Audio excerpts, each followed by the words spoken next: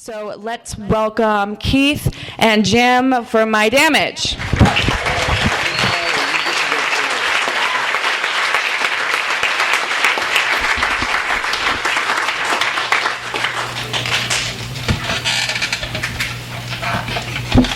And he's going to do all the talking.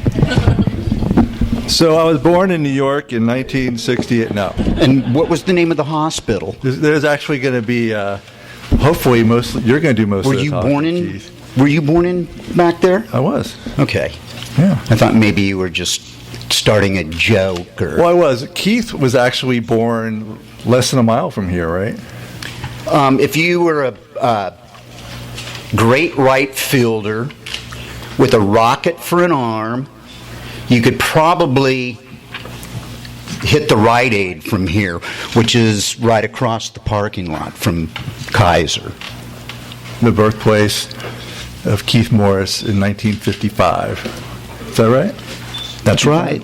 I'm terrible at math. That's why we do the book thing. So I have coerced Keith into reading a section from near the beginning where he talks about some early shows that he saw and how that went over with his family, and that's a great launch pad for some of the discussions that we're going to have tonight. The first big concert I attended was at the Los Angeles Forum in Inglewood. Actually, it was my 15th birthday. I went with my cousin, my next youngest cousin, who was also born on my birthday. And one of my friends who was a twin, and there wasn't enough money to buy enough tickets for everybody to go. There would have been probably 6 or 7 of us. We ended up going to the Forum, and at that time there was a curfew. And being 15 years old, I wasn't old enough to stay out past the curfew, so we walked 2 miles through Inglewood. And luckily at the time, well, first off, we saw Steppenwolf perform Monster, which was pretty amazing. And Three Dog Night, they were good. They had a couple of hits on the radio.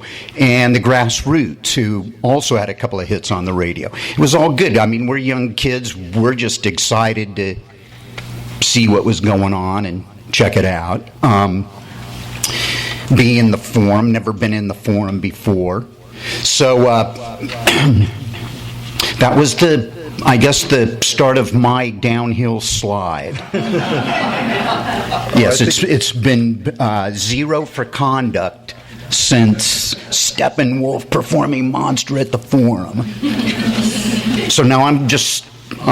Is this something that I'm supposed to get used to, just like reading directly from the book? Well, we know that you're incapable of that, so let's just proceed with the second paragraph. Hey, Ben, are you in the crowd? Okay, we're going to point out the publisher, and yeah, we're just thank you, Ben Schaefer to Capo Books right here. No, and just to advertise a couple of things, we also have a Steve Jones book in the works, and a good friend of mine, a gentleman named Wayne Kramer, is also, I guess, Ben is starting his own, like LAX, where all the jets are waiting to take off. So I'm supposed to get used to reading from the book. Does Henry Rollins read directly from a book? Because when I grow up, I want to be just like Henry Rollins. I'm going to start lifting weights, and I'm going to start hanging out with Glenn Danzig.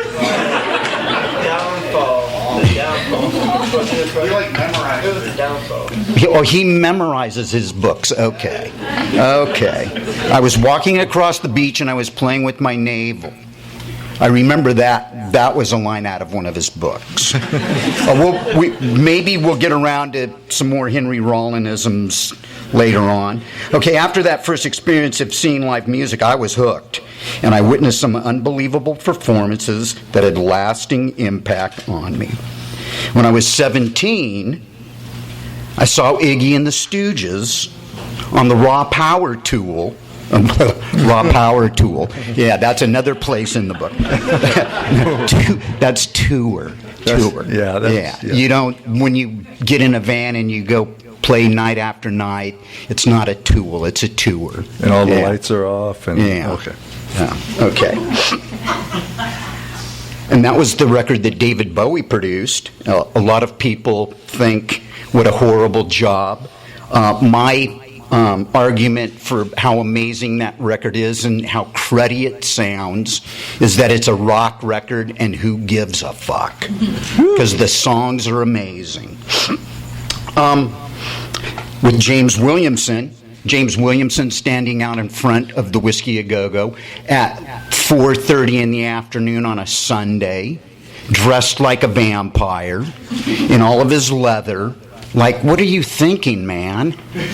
What it's 98 degrees out. But the show was, like, insane. What happened was Iggy came down. When you're at the Whiskey A Go-Go, there's stairs to get to the stage. He comes down. He's wearing a pair of pants. That's all he's wearing, just a pair of bell bottoms. That's it. Nothing else. The first thing he does is he walks over to the bucket of the bucket where you're supposed to put the beers in with all of the ice, and all of the ice is completely melted, and he dumps it on himself. And it's like, my God, man, all it takes is for one of these cords to come unplugged from a guitar, and you're gonna get blasted through the roof. But the show was amazing. I mean, this was the first set, and this was at a time when the bands would show up and they would play 2 sets. And they had to, at the end of the set, the guys that were in charge of the stage and the one guitar tech or whoever had to carry him back up the stairs by his arms and his legs. I mean, he was a sponge. It was amazing.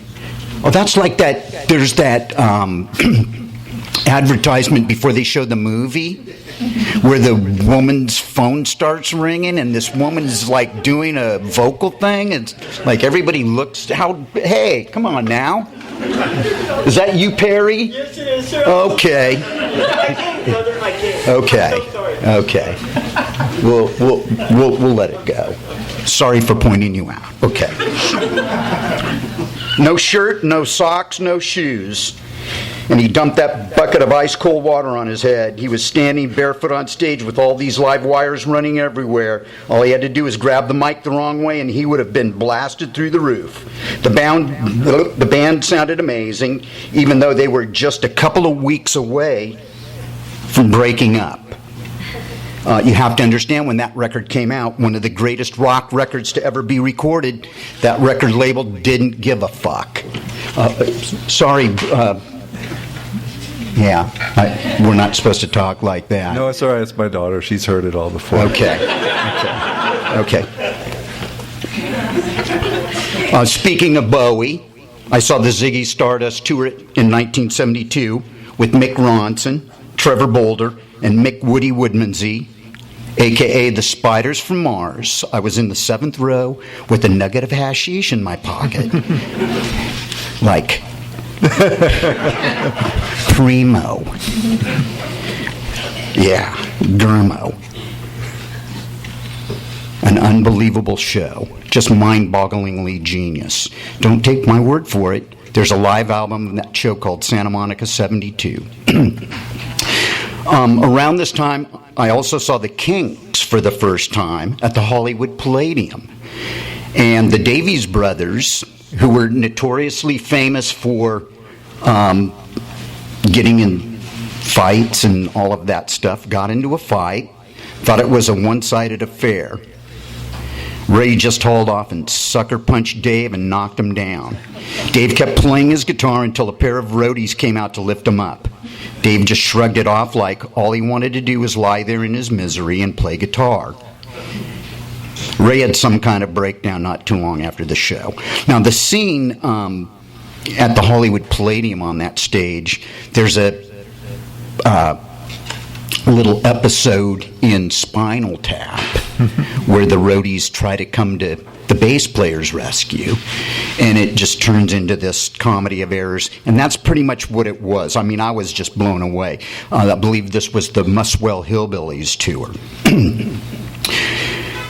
My friends and I loved to see live music, but couldn't always afford to go, so I got really good at sneaking into places. That one advantage to being short, I was able to sneak into places I didn't belong. One night I snuck into the dressing room at the Starwood when the Runaways were doing a photo shoot with Led Zeppelin. I was able to sneak past the guy at the door and finagle my way in. However, my first brush with rock and roll superstardom didn't work out so well. In fact, it ended pretty abruptly when Kim Fowley, one of the most hated men in the music business, spotted me.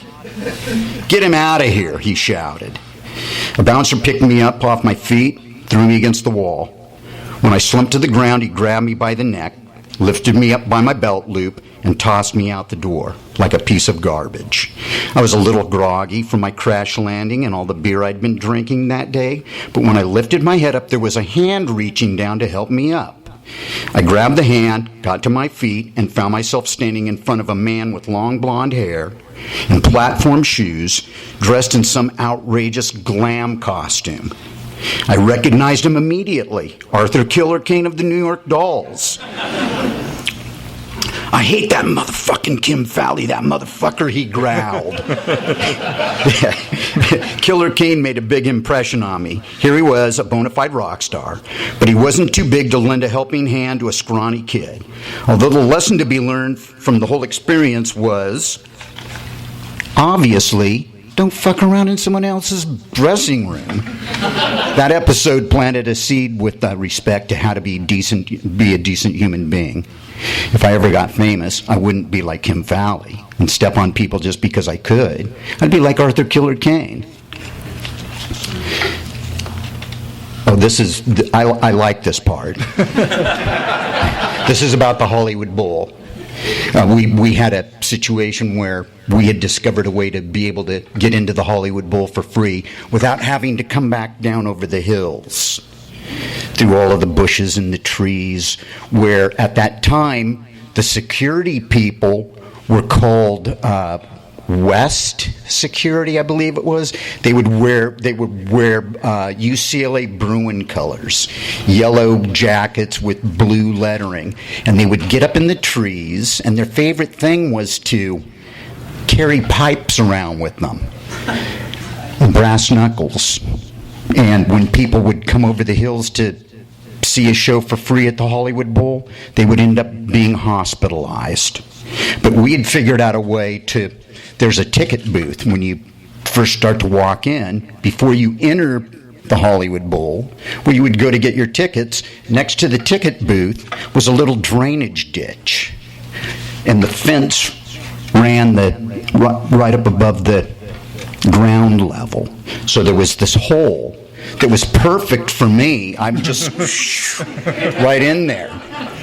My friends, it was a little bit difficult for them, but the great thing was it would let you into the first 20 rows at the Hollywood Bowl in the bushes. So if you wanted to sit in the bushes, you could watch the show from maybe from here to across the street. And we saw some really amazing shows. Over the course of about 3 or 4 summers, we saw the Allman Brothers. We saw Procol Harum and Pink Floyd. And unfortunately, we saw Seals and Crofts and Kenny Loggins and Messina.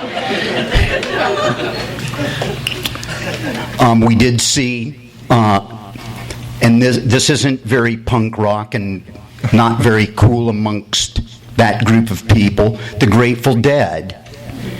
And this was actually, I'm very fortunate to have seen the Grateful Dead twice. I'm not a big fan, but I do own these 2 records, and these were the 2 tours that I saw the Grateful Dead on. American Beauty and Working Man's Dead. And many of the Grateful Dead fanatics will say those are possibly their 2 best albums. So I feel fortunate to have been able to see them on those tours. Now, the first time I saw the Grateful Dead was at the Hollywood Palladium, and that's the first time I ever experienced the Hollywood Palladium, and that was also the first time I ever experienced elephant tranquilizer mixed with just cheap red wine, the cheapest headache for 6 weeks red wine. And I stood in the middle of the floor at the Hollywood Palladium for about 6 hours. I did not move. And right around the end of the 6th hour, I decided that I had to go to the bathroom and that I wanted to just walk around and see what the rest of the Hollywood Palladium looked like. And upstairs, this was when the Grateful Dead would do one of their 4 to 5 hour long marathons. So the people that I went with were the hippies that lived 4 houses down, four doors down from where I lived, and they were the ones that turned me on to the Boda bag with the wine and elephant tranquilizer. We had a friend that worked up here at the LA Zoo that was swiping drugs that he would sell to us, and it looked like cocaine or crystal meth or something like that, and it was pretty exciting, actually. If you like that story, there are no less than 6 chapters about the Grateful Dead in My Damage. So, no, I'm just because they're my favorite. How about these last 2, and then we'll Okay. This is one of his favorite stories, and I was talking with Wayne Kramer a couple of days ago on the phone because Ben's got a Wayne Kramer book in the works with Jim. No. You're not going to work on that? No. I thought you were going to work on that. Not that I know about. You maybe in the works. Because Wayne read the book and said, I'm working with Ben and Jim. And I said, you're not going to work with a couple of greater guys, so be prepared. I'm sorry that I pulled the rug out, or, so be prepared. Can I have Wayne's number after the show? Yeah. I can give you his email address. You read out these last 2. Okay. But getting back to Wayne Kramer, I said there was an acknowledgement. I rattle off a list of ex-girlfriends, and one of them happened to, he said, you can't put this in the book because it makes you look sexist. It makes you look like a fucking chauvinist pig. And I don't really care about being correct anymore. I'm 61 years old, and I could just really give a fuck. But I'll try to be as good as I can. That's the rule. Just be good. Okay, so getting back to Wayne Kramer and this part that I allowed Jim to, because he's such a great guy and he said so many great things. I said, Jim, if you don't want to put it in the book, don't put it in the book. I'm not going to argue with you anymore. I think that's like the only thing we disagreed about was like some crappy line in the acknowledgement section. That and there's a story where I use the word nigger, which makes me look like a racist. Well, that's in the book. And no, that's in the book. And that actually saved my life. So. In a bus full of gang members. Oh, you must be crazy. We're not going to mess with you. So I tell Wayne the story about how I acknowledge all of my ex-girlfriends, and one of them happened to turn my dad on to the fact that I'm going to read this story, and then I'll tell you about the girlfriend. Okay. When I was a teenager, I had posters of all my favorite musicians on my bedroom walls: David Bowie, Mark Bolan, Edgar Winters. They Only Come Out at Night. See, if you remember that album cover, he looks very feminine because he allowed his girlfriend to put makeup on him for the album shoot. Okay, and the First Kiss album. Okay. got to have a Kiss album poster on the wall, otherwise you don't count, I guess. My dad didn't really know what to make of it. One time he came into my room while I was listening to music and looked at all the posters and said, "You're a fag, aren't you?" That was one of our many lopsided conversations, an actual one-sided conversation. I think it was hard for him because he liked music too, but jazz was his genre of choice. To him it was this exciting creative thing, and he just didn't understand the appeal of these strange-looking gender-bending rock stars. To him they were all a bunch of queers. It wasn't just the way the bands looked. He had a genuine dislike for the music. The harder the music, the more he disliked it. One afternoon I was listening to Sham 69. He came into my room and said, "I'm going to a jazz festival today and they won't be playing any of this shit."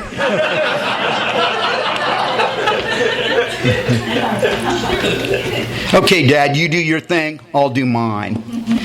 Getting back to the part that Jim trimmed, the friend happened to decide that she was going to sleep downstairs one night and decided that she was going to sleep in the nude in the middle of summertime. So when you live at the beach, it's like 90 degrees out. So not only did she sleep in the nude, but she didn't even bother to cover herself in any of the blankets. And she's laying there. My dad comes down at about 6 a.m. to take a shower, and there she is. And he said, "You know what? I don't think you're a fag." Oh, man. I had a similar situation with my dad, except the band in question was the Village People.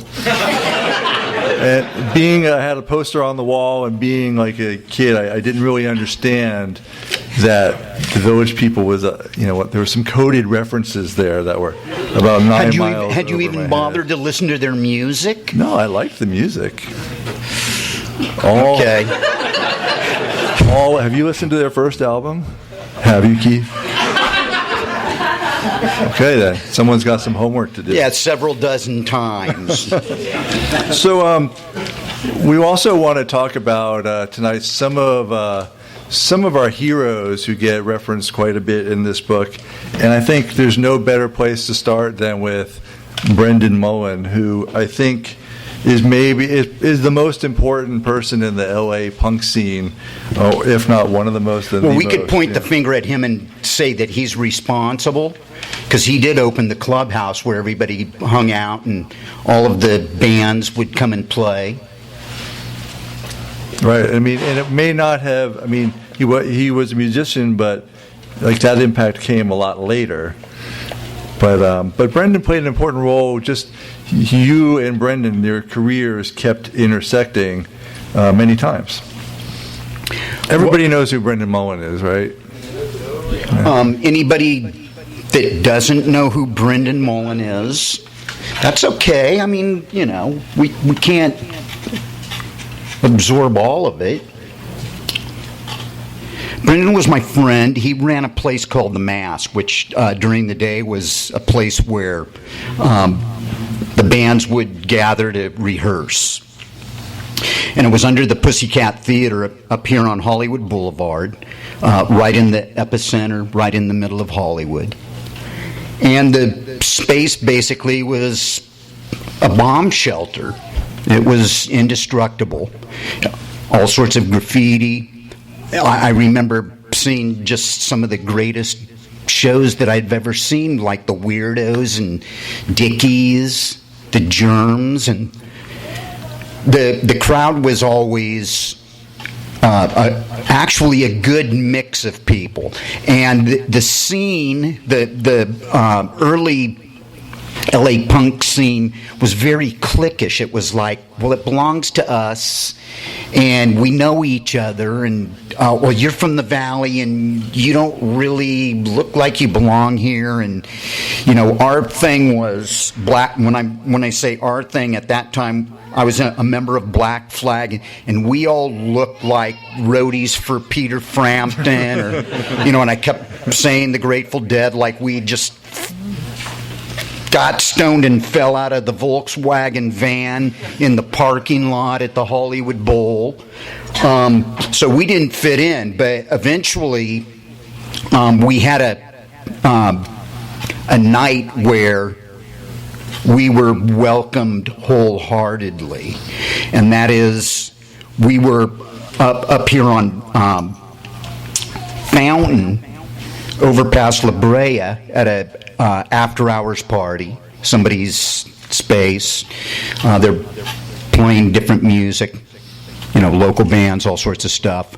And there was a break in the music, and one of the guys from Black Flag had a copy of the Nervous Breakdown EP, and we put it on the turntable and played it, and the people just kind of stepped back like, what is this? And then once the music was done, they looked at us and said, you guys didn't make that.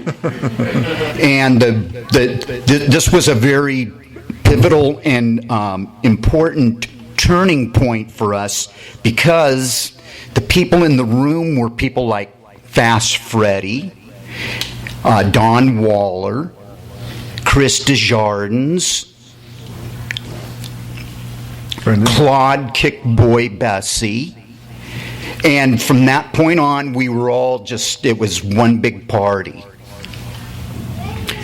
Brendan also happened to be there. I had not a run-in, but a friendly thing happen with him up in San Francisco. He had traveled up there to play with Geza X and the Mommy Men. And Black Flag was playing with them. This was at the Mabuhay Gardens, and we got there early, and they did their sound check, and he was really bummed out because he had his fill of them on the ride up from Hollywood and wanted to get away from them.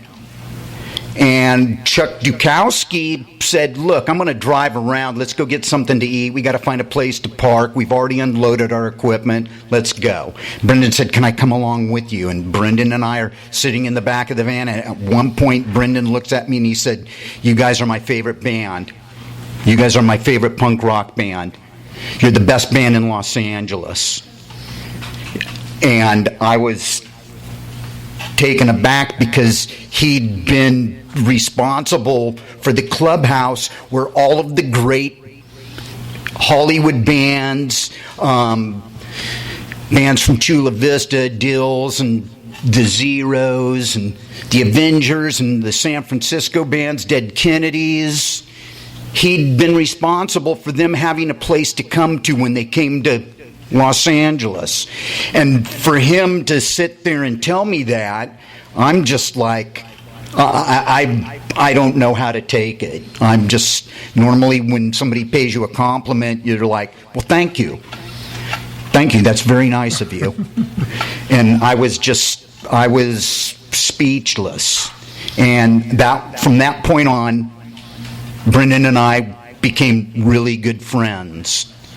Whether it be hanging out at the Club Lingerie, whether it be the Variety Art Center downtown. And one night, and I'm going to blame this book not on Jim or Ben, but on Brendan. I ran into Brendan down in West LA at an art exhibit. And we're out on the sidewalk, and we're both animated. We're just like, dude, how you doing? Where have you been? What's going on? And this goes on for about 15 minutes, and then I start saying, well, I started to write some stories. And he said, well, you need to do that. You need to write a book. I'm going to help you get a book deal. And he said, give me a call. Call me in a few days. And I called him, and he said, why don't you give me a call on Monday? This was on a Thursday. He was leaving Friday night. That Friday night up in Santa Barbara, he fell out of his chair. And he'd suffered a massive stroke. And Monday morning, they pulled the life support. And I, being the asshole that I am, the first thought that crossed my mind was, well, there goes my book, which is that's not the right thing to be thinking when you lose a friend, a really good friend like that. And it dawned on me a couple of hours later that it's not about the book. It's about losing a really good friend. Yeah, actually, the first time that you and I met, Keith, was in 2002. I run a reading series here in LA called Vermin on the Mount, and I've been doing that for 12 years. And I think what gave me the confidence to do that was this show that I put on at Track 16 Gallery in Santa Monica, and it was on the 25th anniversary of the Damned's arrival in LA in the spring of 1977, the first LA punk band to play, first English punk band to play in LA. And there was a whole bunch of people who came down to do some amazing things. And Brendan and Keith read from We Got the Neutron Bomb.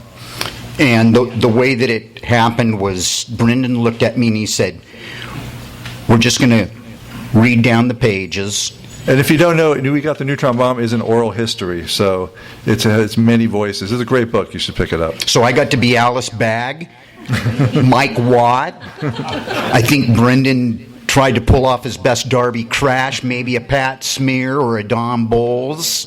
I think I got to be Lorna Doom. That covers all of the germs. Maybe Exene. I got to, or John Doe. But the way that it reads is it's just a quote from each one of these people, all of these different players, all of these different people from all of these different bands. And it tells the whole story that way. But I had the great fortune to interview Brendan.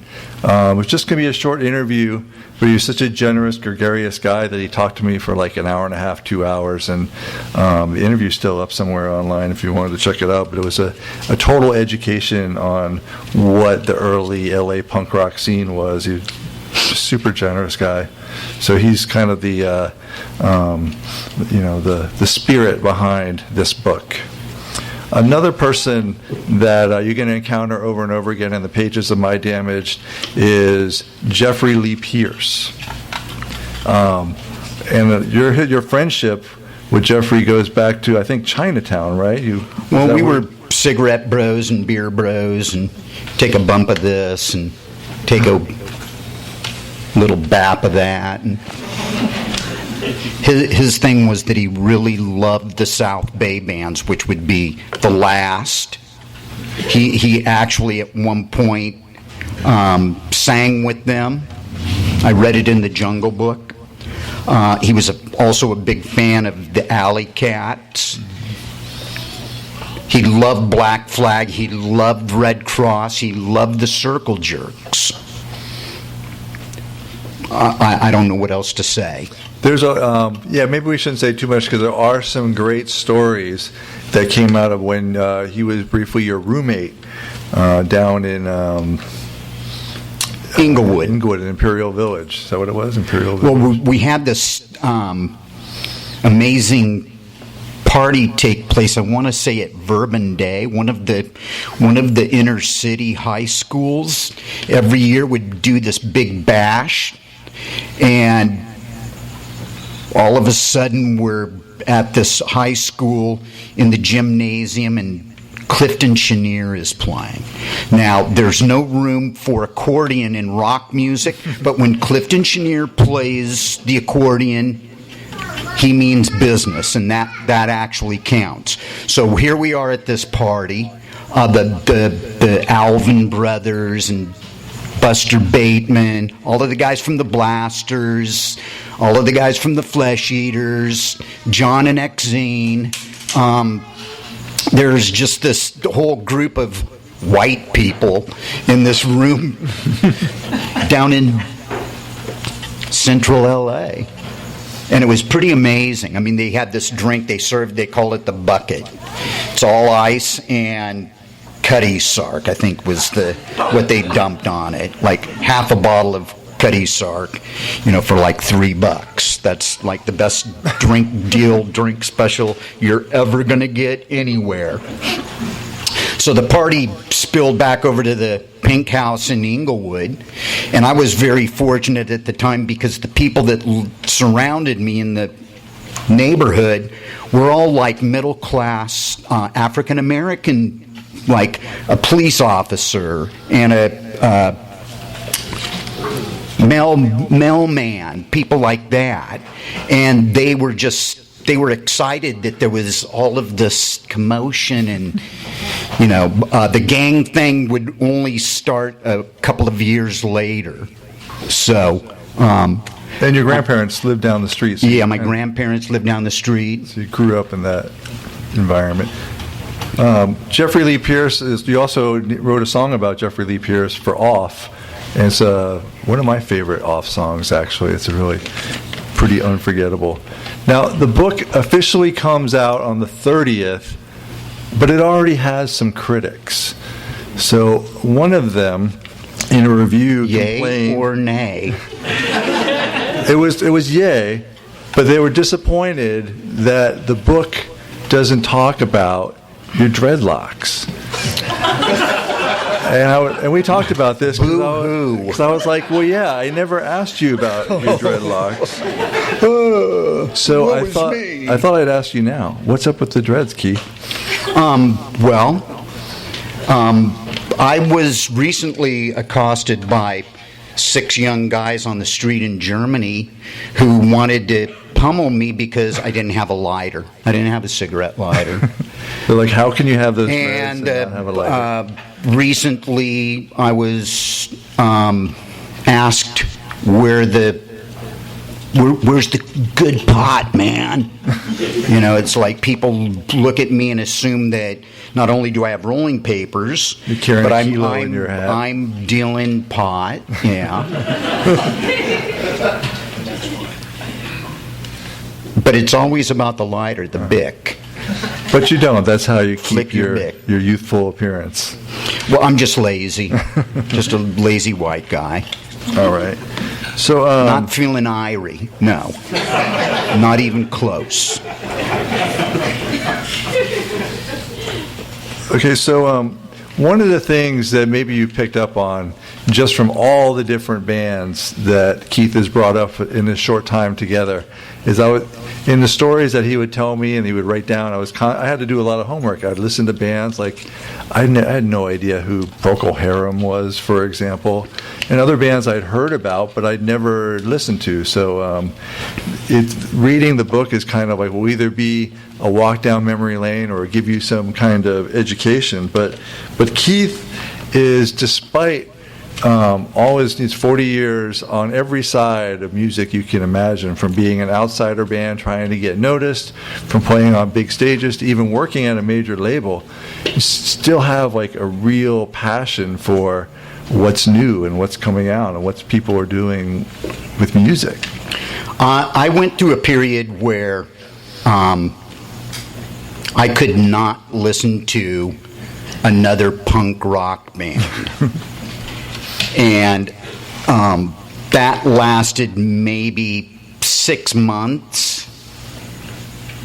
And I decided that's pretty narrow-minded. I mean, with all music, there'll always be, and this was explained to me by David Anderley, who, R.I.P., was one of the main guys in charge of A&M Records. When the Circle Jerks signed with Faulty Products, David Anderley was going to produce our record, and it was like, wow, this doesn't happen every day. This is the guy, it's like Herb Albert and Jerry Moss and David Anderley, the third guy in the thread there. And he said that you have this, it's like the iceberg, the tip of the iceberg. The best stuff is on the tip of the iceberg, even though you don't know what's at the bottom. But it's the best always rises to the top. And I looked at that and I said, I'm being bombarded by all of these really mediocre bands, and there's a ton of them. And I'm not going to start naming any of them. You can go out and you can discover them for yourselves. But the situation with me not listening to punk rock was I was burned out.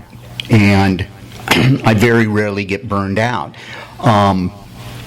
But one of my things is that I've always been open-minded when it comes to music. So now I'm listening to jazz. I mean, I still couldn't tell you John Coltrane from Ornette Coleman, but I'm listening to it and I'm making an attempt to go to that part of the world, you know, and I guess that would be my dad coming out in me. I don't want to be like my parents. Fuck that shit. And I'm understanding that there are other great things out there, you know, other great forms of music. So how about we open up to some questions from the audience? Do you have any questions about My Damage or for Keith? Yes, in the back. I have two questions. First, did you and your dad bond on the jazz thing at some point? My dad passed away before I could say Return to Forever or the Mahavishnu Orchestra. No, and he actually appreciated that kind of music. Well, yeah, his shop is right across the street from the Lighthouse. Well, my dad had a store down on Pier Avenue in Hermosa Beach that I started working at when I was 8 years old. And right directly across the street was Howard Rumsey's Lighthouse, which is for the West Coast. If you're a traveling jazz musician or you're any kind of a jazz musician, you would have ended up playing there. And my dad's favorite story was that he bugged Elvin Jones, who is, when you talk about in that musical world, you're talking about the guy that's possibly the greatest jazz drummer. I mean, there's a bunch of them, but Elvin Jones is he's way up there. And my old man bugged him to the point where he said, "Sit on my kit, kid. Sit on my kit." That was my dad's favorite story. And I wasn't having any of that. It's like, Elvin who? Your question, Eric? Yeah, Jim, knowing your writing and knowing your voice, and then today while I was waiting, reading 10 or so pages of the book, hearing Keith talk, hearing his voice in the book, how did you guys kind of blend that and create this autobiography? Well, I told him it's all about me and it has nothing to do with any of his writing. True. I cracked the whip. That's the way it should be. Like when you're co-authoring a book with someone telling their story, like my voices should be invisible. It's coming through. And on that note, but we do have some of my books for sale. Yes. I would just one opinion. Black Flag has kind of turned into this idea that, not only were they just making crazy music at the time, but they've kind of evolved into, wow, they did something that's artistic. It's almost like crossed the realm into the art world. What's your opinion, especially using someone like Pettibone that kind of grew with you guys and started his career, and kind of how you guys managed to process to music and art and kind of where you guys both kind of ended up? What's your idea with the whole art world? How do you feel? Well, to start with, we didn't know what we were doing. Raymond knew what he was doing. And we can blame Raymond for the 4 bars and the name Black Flag. And we just went through this lawsuit where things got really ugly, things got expensive, and I really, I can't say enough great things about Raymond. I can't. I don't even know where to start. As for the music and the art, sometimes when you're doing it, when you're making it, you're not realizing what you're doing.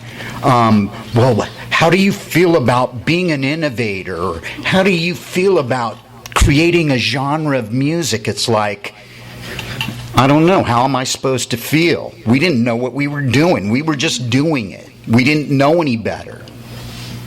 As for the artistic thing, if you want to call it art, great. If you don't want to call it art, if you want to call it noise, great. Call it whatever you want to call it. I can't get into any kind of thing about, well, it's this or it's that, or intellectually on a mental level, it's this, and we were trying to do that. It was like we weren't trying to do anything but just make noise. We were like angry and frustrated and depressed, and all of this stuff was taking place, and people didn't like us, and all the people in our community wanted to kill us, and the police wanted to run us out of town, and it's like we're just running. We're trying to have a good time. We're hanging with our friends. We have the opportunity to play occasionally. Just take advantage of all of it and just go with it. But I can't say enough great things about Raymond. And Raymond did the cover of My Damage. So everyone will get to take a piece of Raymond Pettibone home tonight. Can you talk a little bit about Repo Man and then Yes. for Circle Jerks and also Greenhouse? The question was, can you talk about Repo Man, the best movie ever made? No, I thought he was directing that question to you. Another one of these take advantages of a situation that's presented to you, an opportunity. In this world, if there's an opportunity, you look at it and you go, yeah, let's do this. What do we have to lose? If we don't do it, some other group of schlubs will take advantage of it and, go with it wherever it goes. We were invited by Alex Cox because he loved the band. It wasn't some music coordinator or somebody in the background that was putting together a soundtrack. He actually had come to some of our shows, and our situation was that we were invited to be there at 10 a.m. in the morning to be suited for our tuxedos. And we are suited for these custom tuxedos and told that, oh no, you can't take them off. And of course it's the middle of summer. It's about 95 degrees out. And the trailer, the room in the trailer, happened to be the one where the air conditioning wasn't working. Now, we were promised a couple of cases of beer because there was no money. We weren't going to get paid. So it's like, well, hey, we can be in a movie for a couple of cases of beer. But at breakfast time, we were demanding beer, and it was, oh, no, you can't give these guys beer. We were hungover from the night before, hanging out with the Coke dealer. So we're trapped in these suits until about, I think it was like 2:30 in the morning. And we just wanted to do it and get out of there and maybe go back over to the Coke dealer's house and grab our couple of cases of beer. The movie did for us the same thing that the decline of Western civilization did for us. See, we're in a period where there's no internet. If you want to talk to somebody, you talk to them on the phone. Or you write a letter and you mail them a letter or a postcard. And all of a sudden, here are these films that are being presented in other places in the world. And people get to see, well, that's what it's like in Los Angeles? Oh, when is Los Angeles coming here? The great thing for the decline, we were offered a tour on the East Coast, just out of the blue. After the film hit the East Coast. And we ended up meeting people like Harley Flanagan, who would later he was the 12-year-old drummer or the 11-year-old drummer in the Stimulators, who would later go on to start a band called the Cro-Mags. We would meet all the guys from Minor Threat. We would meet all of the Necros. It was actually a really great experience, except for the about 2 or 3 nights before we were supposed to leave, our drummer decided to get in a fight with a guy who had stole his girlfriend's Volkswagen. And he breaks all of his knuckles on one hand and a couple of knuckles on his other hand. And, oh, I can't play drums. And we're like, well, we're going to go. And our friend Charlo from The Plugs volunteered. We rehearsed once, and off we went, and it was a great experience. As for Repo Man, same thing, only looking at the way we perform in the movie, we're not showing up to entertain moms and dads. There's a really great story about that particular song and that particular lineup of the band, and one of the guys is right here. Let us introduce Mark Earl Liberty Vidal. No, we were presented the opportunity to record. We recorded one song. We have one of the greatest rock drummers of all time, a guy named Chuck Biscuits. Now, and he ends up playing acoustic guitar to a one of the guys would call it the Himafachi machine that goes.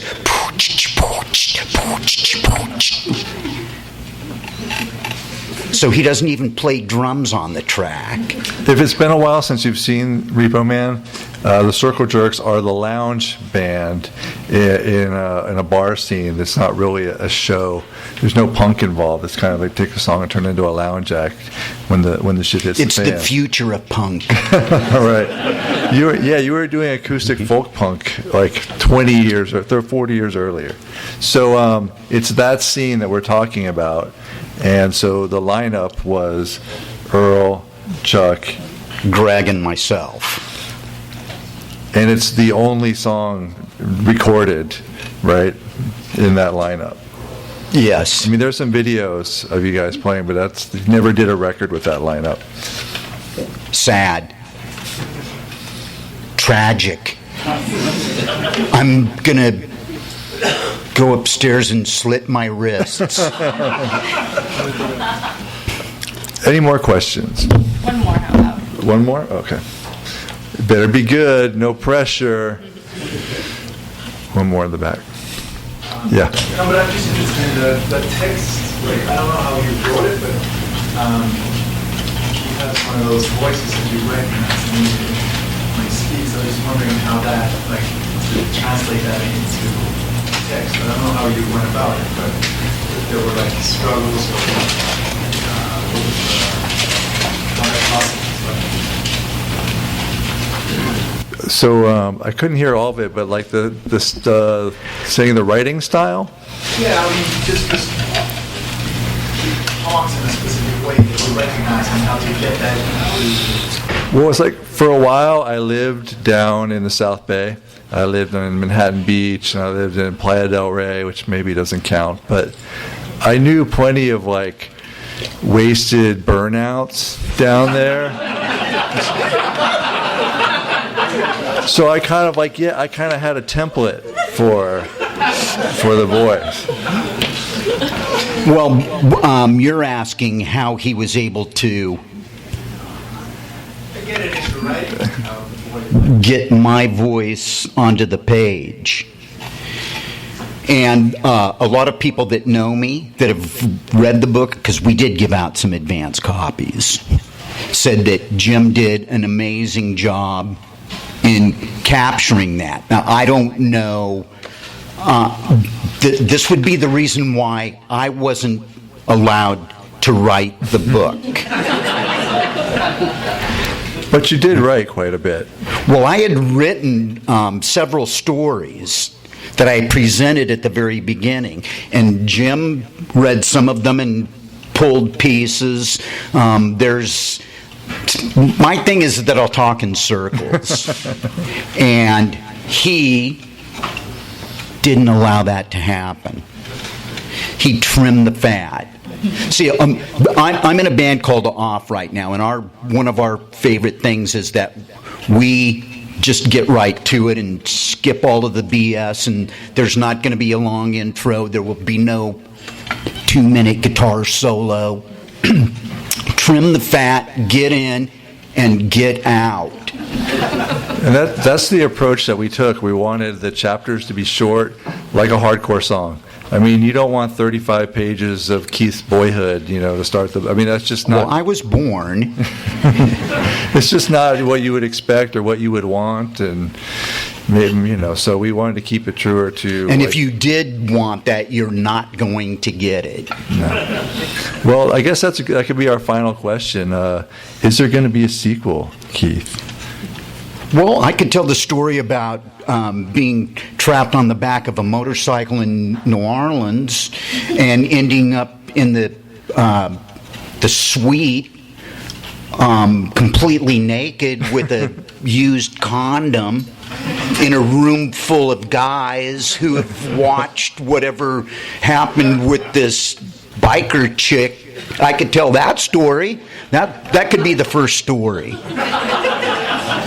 Amazing. I feel damaged already. Thank you guys very much. You've been an awesome audience.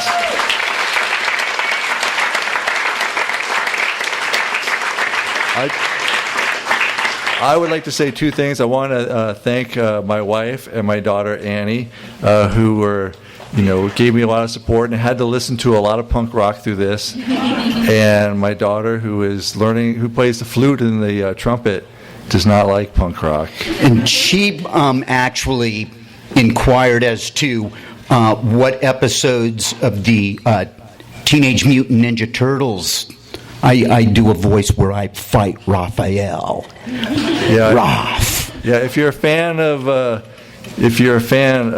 Teenage Mutant Ninja Turtles, you'll hear Keith's voice come out of what do you put? Reptilius? I'm Reptilicus. Yes. Reptilicus. I can see why they cast you. And we become friends. I become friends with Raphael.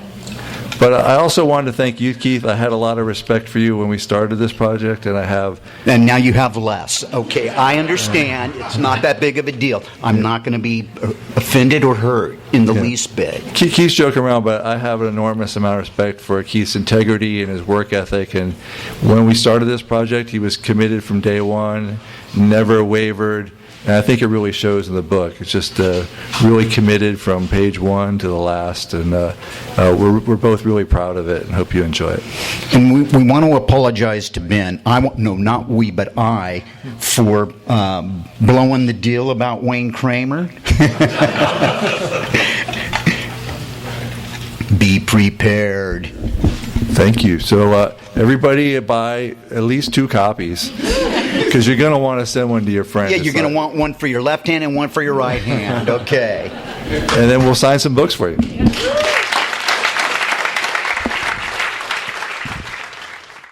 You've been listening to the Skylight Books author reading series. Don't forget, you can listen to this and all of our other great podcasts at skylightbooks.com. Thanks again for stopping by, and we hope to see you soon.